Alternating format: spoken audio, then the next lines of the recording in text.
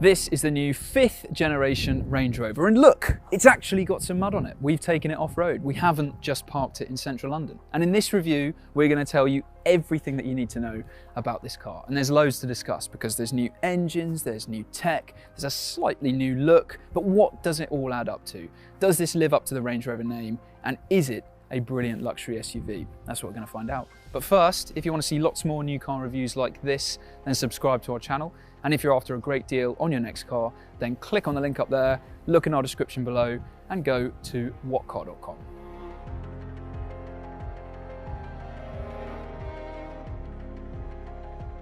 So first, what's new compared to the old Range Rover? Well, underneath, things are very, very different. But up top, it does look fairly similar, doesn't it? So there's a few tweaks here and there, but it retains that kind of overall Range Rover presence and Range Rover look. Now at the front, you do have a redesigned grille. The headlights are a bit different as well. And actually each headlight cluster now contains apparently 1.2 million mirrors. The side of the car also has a slightly sleeker look than before because you've now got these flush door handles, which we first saw in the Range Rover Velar. And now you can also, on the new Range Rover, get up to a massive 23-inch alloys, although these are only 22 inches on this test car that we've got here. You can also get the Range Rover in short or long wheelbase forms, and both of those versions are even bigger than the equivalent versions from the old car. And look, we have here a long wheelbase Range Rover. Now first, let's look at the back of the car. This is the same whether you go for long or short wheelbase versions of the car, but you have this slightly different look from before. So the front's very similar. At the back, it does look a bit different because you've got these really slim vertical taillights.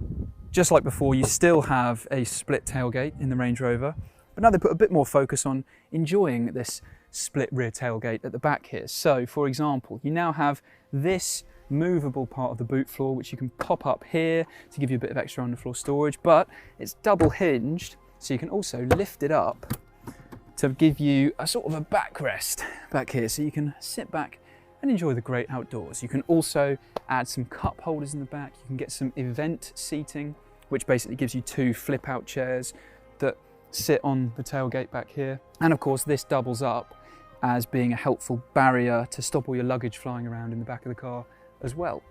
But the big difference to point out in the back of this new Range Rover are these 2 rear seats that you can see here, because if you go for the long wheelbase version of the car, then as an optional extra you can choose to have a 7-seat version of the Range Rover for the first time.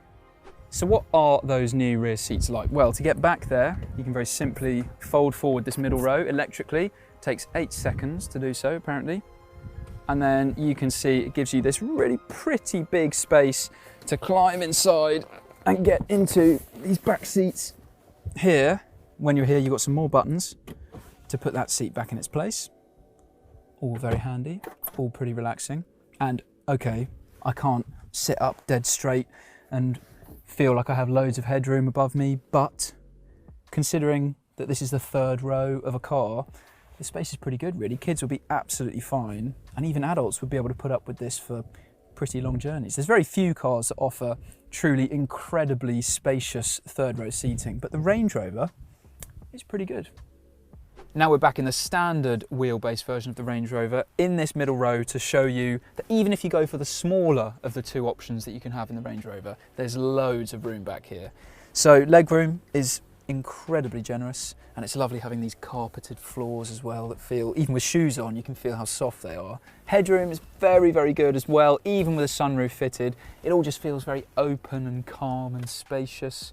And these seats really are very, very plush, very padded and supportive. There's more luxuries back here as well because you can adjust the angle of the backrest electrically, although the way it operates is rather abrupt in its action. It's not particularly smooth and slow, but still nice that you can have it. You can also put a blind up so that you don't have to look at the poor people outside.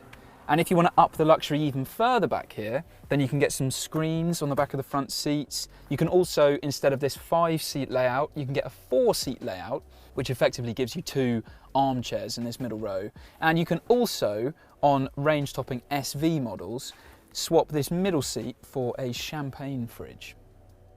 Now, it's all very well having loads of space in the back and being very practical, but this is a new Range Rover. It's a luxury SUV. It's up against other amazingly impressive cars like a BMW X7, the Bentley Bentayga. It really has to deliver a knockout interior up front, and it looks like it does. The materials feel really high quality with these leathers here, and you can go for a vegan interior, which actually costs more to have than the leather interior.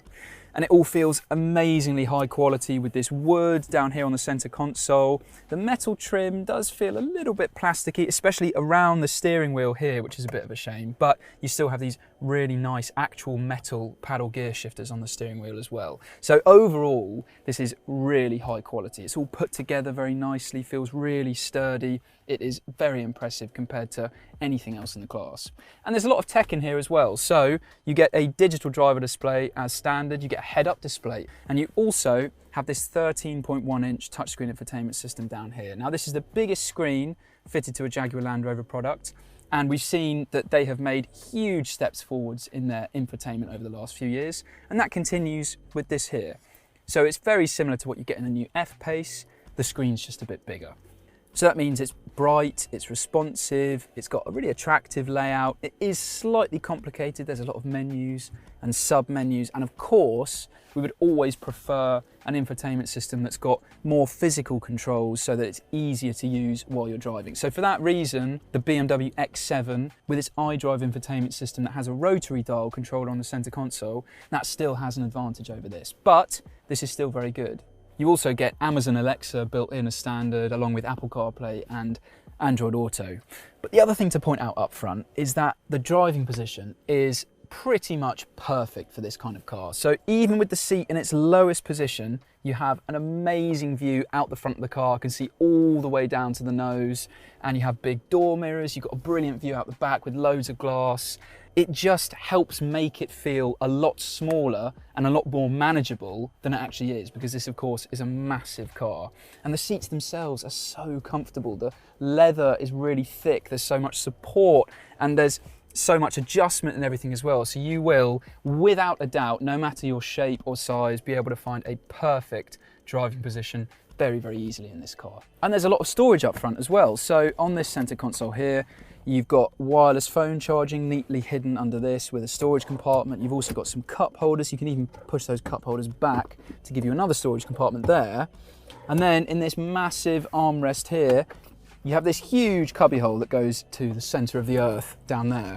And you also on the dashboard have two glove boxes, one on the top and one on the bottom. There's door bins as well. They're not actually that big, but they're still big enough for a water bottle or whatever else you might need to put there. So with all the space, the luxury, the tech, this really is a fantastic interior. Now, of all the new tech and the new features in the Range Rover, perhaps the most game-changing one enables the rear wheels to turn by up to 7 degrees. So what that does at high speeds is give you some extra stability, especially when you're changing lanes on the motorway.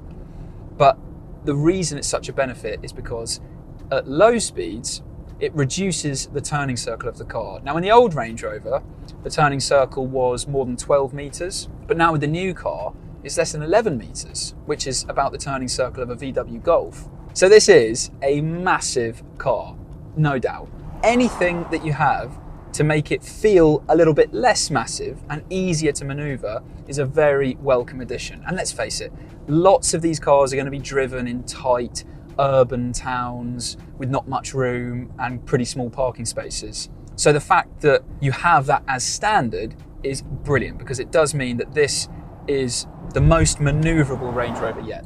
You can also get some active noise cancelling tech with the new Range Rover. So if you go for that, it's a fairly expensive optional extra. It's £4,500, but it gets you an upgraded sound system as well. And it puts microphones on the wheels outside, which pick up the noise coming into the car. And then there are some speakers inside the car as well that transmit a frequency to try and cancel out that exterior noise. And apparently the new car lets 24% less noise into the interior than the old car.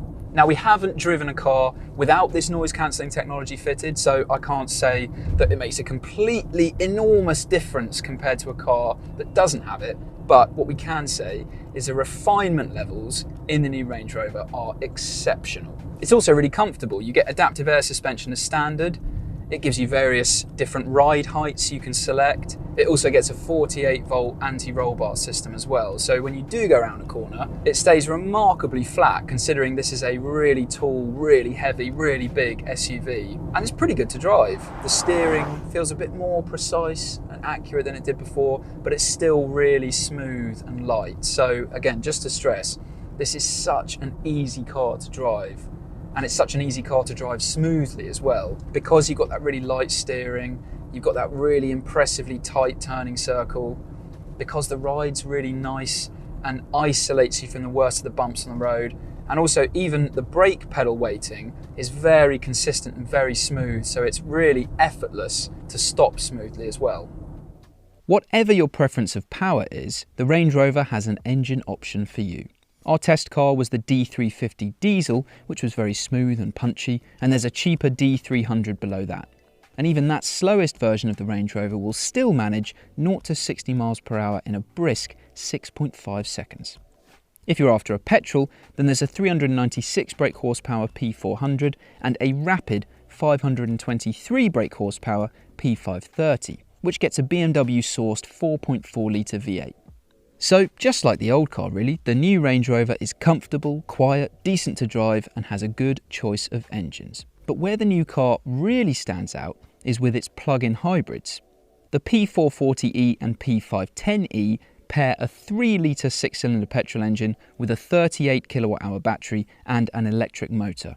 Sure, they're quick, but the real headline news is that they have claimed electric ranges of up to 70 miles. We haven't driven those versions yet, but the few rival plug-in SUVs this would be up against won't travel anywhere near as far on pure electric power. So, the plug-in Range Rovers could be game-changing for the class. And by the way, a fully electric version is due in 2024. So there's loads of great things about this car on the road, but being a Range Rover, it has to be amazing off-road as well. And the good news is, this new model definitely is. So for a start, you've got a really high ground clearance. It's 295 millimeters, and you can get an additional 145 millimeters in the highest of the 4 suspension settings that you have for the car. It's also got a really good approach and departure angle. So that means if you're going up a steep hill or if you're going down a steep hill, you've got a good chance of not scraping the front or the back of the car. And on top of all that, it can wade through water that's up to 900 millimeters deep.